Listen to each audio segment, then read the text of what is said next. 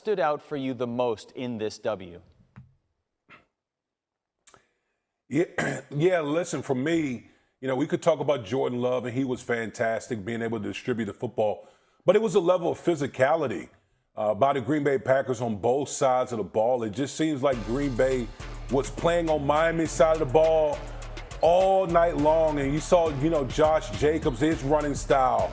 The yardage wasn't necessarily there, but it was the physicality in which the Green Bay Packers played at the line of scrimmage, and even with their skill position players, the way they were blocking for one another, that really transpired throughout the whole game. It was really evident, just watching them play. And Miami, this had nothing to do with the weather.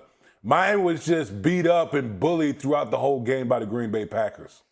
But, Dame, weather is a story when it comes to the Dolphins now. And look, sometimes you talk about these things and you say, listen, players change, coaches change. The Dolphins have lost 12 games in a row. All right. Well, we're not here to talk about the Dolphins and the weather. We're here to talk about the Green Bay Packers. Okay. Let's talk about this game, man. It's frustrating because I feel like all the stories have been wrong for these games so far, honestly. All three analysis for all three games have been wrong. And I'm going to talk about the Packers right now for sure. Because this game is over and everyone just talks about the Dolphins and the weather. And in fact, during the game, I'm sure if you're a Green Bay Packers fan, you were probably annoyed, being like, will you stop talking about the Dolphins and the weather, man? Like, talk about the greatness that we're watching unfold by the Green Bay Packers. How about that? And same thing with the Detroit Lions versus Chicago Bears, which I know, the Packers will only care so much about. But that whole game, everyone's just talking about how the Chicago Bears lost it rather than talking about, honestly, the Detroit Lions winning it. And it's just like, you got to talk about both. And so it's just like, this is like the only little soundbite that I was able to find for the Packers. And I struggled to find soundbites, honestly, for the Lions as well. And then after the Dallas Cowboys game versus the Giants, people are going to act like the Cowboys now are going to like find ways to win and be a good team. Micah Parsons like, we're coming. And it's like, okay, let's all pretend that the Dallas Cowboys are something now. Sure, because we live in delusional fantasy world. Let's talk about the real world. Let's all take a second for the Green Bay Packers. If you're a Green Bay Packers fan, since it's Thanksgiving, Thanksgiving yesterday and whatnot, let's take a moment and just be grateful that you're not the Chicago Bears, because the Green Bay Packers are everything that the Chicago Bears are not. Okay. They're well prepared. They're ready for the actual game. They have great in-game management. They're intelligent. They're aggressive. They're assertive, right? Like they understand the assignment. Okay. Like it's just so night and day. The way how my Thanksgiving unfolded, I had to watch the second half of that Chicago Bears Lions game.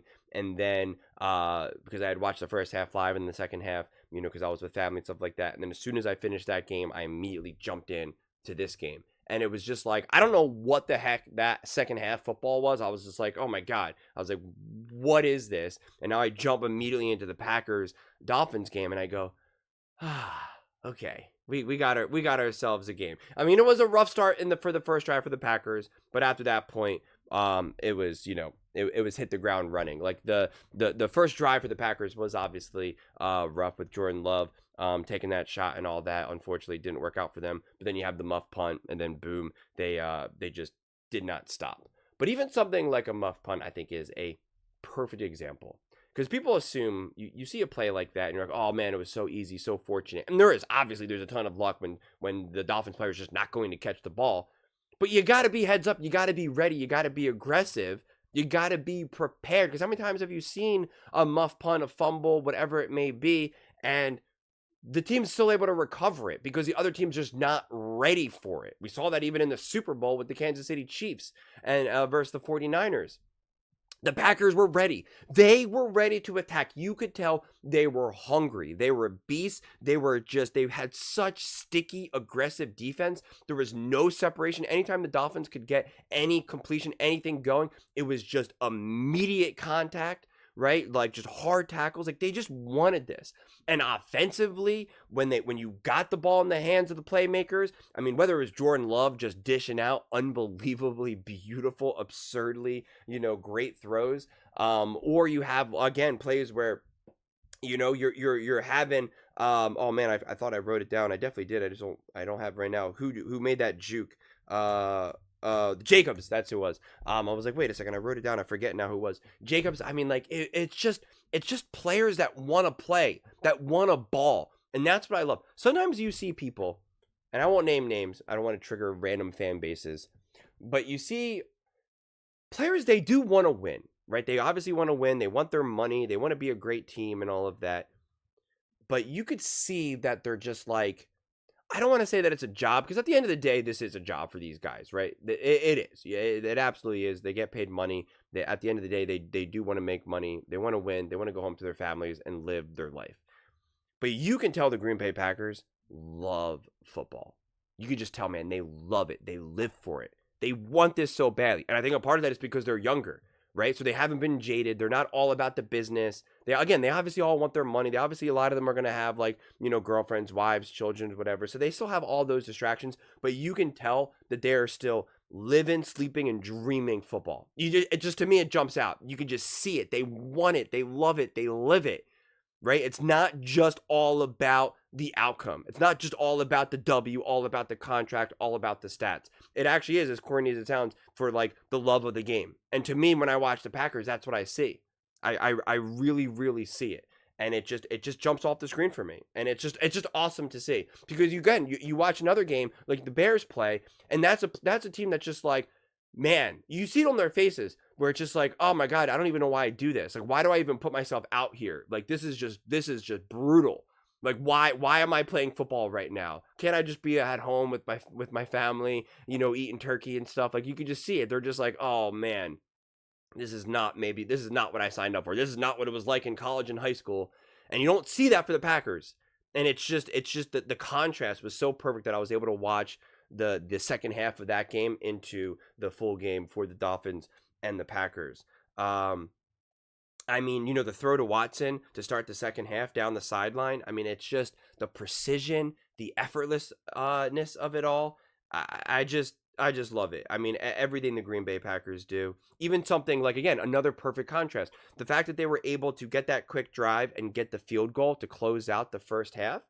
Again, compare that to other teams that like struggle to do that type of stuff. Obviously, the Chicago Bears, as we all famously know, the Philadelphia Eagles. I think it was against the Rams or the Commanders. I believe it was against the Rams. Like, they were unable to do that. I mean, they just needed like 8 yards, and they just like could not do that. So to see a team like the Packers just do it so smoothly, on a holiday game, short rest, freezing cold, all eyes on you, just to see them execute that so well.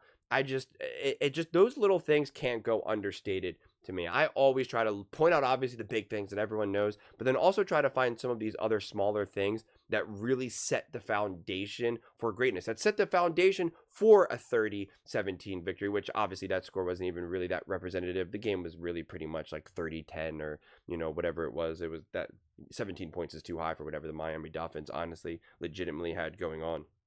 Although Tua put up, some good numbers, but they were just so much on their back foot that it was just, kind of impossible to really get anything going.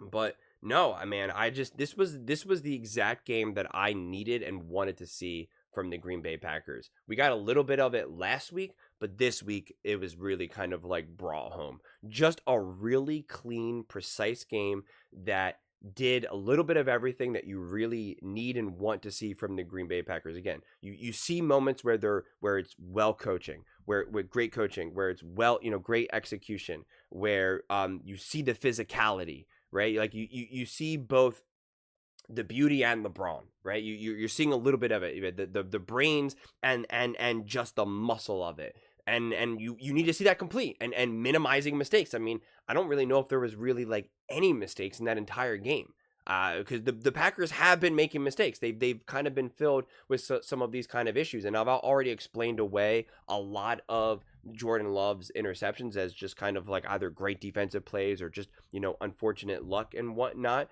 But to see a game like this where it was not only aggressive and assertive, and by aggressive I mean that in a positive way, but then also managed so well. They never did anything where it's like the Packers were obviously in control, but any of their big plays, any of the shots they took, it was done in such a way where there was essentially like zero risk. Because sometimes you see a team like this rolling and they're doing really well and the other team's on their back foot, and then they do something where you're just like, why did you just do that?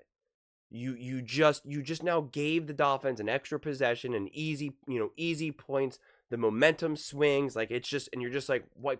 Why? It was unnecessary. There was no need for that, and they didn't have that moment. They didn't have that moment, and it's just. I think they're kind of coming into their own now at this point in the season, and this is the time to do it. Obviously, right? This is the time to kind of catch fire and start to roll. So I'm really curious to see what we see from the Packers moving forward now. Like, do they catch fire like they did last season? And does Jordan Love remind everyone who he is? I know who he is, but a lot of people need reminding. And I think it was Jason Garrett that was kind of saying that so much of his problems kind of throughout the season were kind of because of some of his injuries. And he just wasn't really as comfortable in the pocket, comfortable with some of his mechanics and whatnot, which is totally understandable. Anyone who's ever actually had legitimate injuries will know just because you're out there on the field does not mean that you're 100%. And I always hate the whole, well, if you're on the field, then you got to be ready to play. And it's like, that is just nonsense. That is just what people say. Somehow it got into the media and now everyone says it and they think like that's like, to be tough. Hey, everyone's injured. Everyone's banged up. It's week 13. Everyone is banged up, but to completely different levels. Some actually compromise their ability to get the job done. And just because you're out on the field and just because you compromised is better than, say, a backup, and doesn't mean that you're still going to be able to be as great, as elite as we know you to be. It's just common sense. But again, for whatever reason in the media, they just love to kind of push that narrative. And it honestly drives me insane. As someone who's had a million injuries, who's played through injuries, and who's been literally, confined to a bed because of injuries, it's just, that will always drive me nuts. So that's why I'm happy Jason Garrett was like, yeah, this is what I'm seeing. And it's okay to acknowledge that. It's okay to acknowledge that some of his injuries were kind of, inhibiting his ability to kind of feel comfortable in the pocket and, make some throws that he'd normally make. So I'm excited to see him continue, Jordan Love, that is, to continue to get more and more settled. He was 21 for 28, 274 yards, 2 touchdowns, a 129 rating. I mean, right? That's what you're looking for. That's what you're asking for. And it was such a great combination between him making obviously amazing throws and pushing the ball down the field, but then also just great play design, short little screen passes, whatever it may be, that were then picked up for some, beautifully yards after catch. And yeah, I mean, it was just this game was cake, man. It really was. This was just like, to me, to stick with the Thanksgiving analogies, this was like dessert. It was just like, because I watched this game late at night, and I was like, at this point, I was kind of getting a little tired and a little burned out from all the things that were going on. I had to do a bunch of driving and stuff, and I was just like, I just need a game that's just gonna feel good. Like, don't make me be like, what am I watching right now? The way how I felt with that Chicago Bears game, and obviously the Giants versus Cowboys game was just, I mean, that's just painful. I'm not even going to talk about that game. It was so painful. This game was just like, like this was like, this is good. This feels good. I'm seeing just good physicality, exciting moments, big plays, little plays, no mistakes where you're just like, what the heck were they thinking? Why did you do that? Like, it was just good. And it was just like, this is what I need. This is how I need to close up my night. This is good. Feel good about it. Nothing crazy, but still exciting. And honestly, the perfect ending to a bizarre string of games in the NFL. But those are just my thoughts. I'd absolutely love to hear yours. How did you guys think about this Packers win, how it all unfolded? Do you think there's some good positive takeaways from this game? Do you think it's a little bit overblown because the Miami Dolphins have been kind of a little inconsistent, and I know they can't handle the cold? Let me know in the comments below. I read every single comment, so whether you agree with me or disagree with me, either way, let's get in some discussions, let's get in some fights, but ultimately, let's just have some fun. And please do consider subscribing. We're building an amazing community here, and I'd absolutely love to see you part of it. I want to build something that we all genuinely feel connected to, something that we're really excited to be part of. I think we're well on our way to doing it. And please don't forget to give this video a thumbs up, as it really does help with the visibility and the algorithm. Thank you so much. See you next time.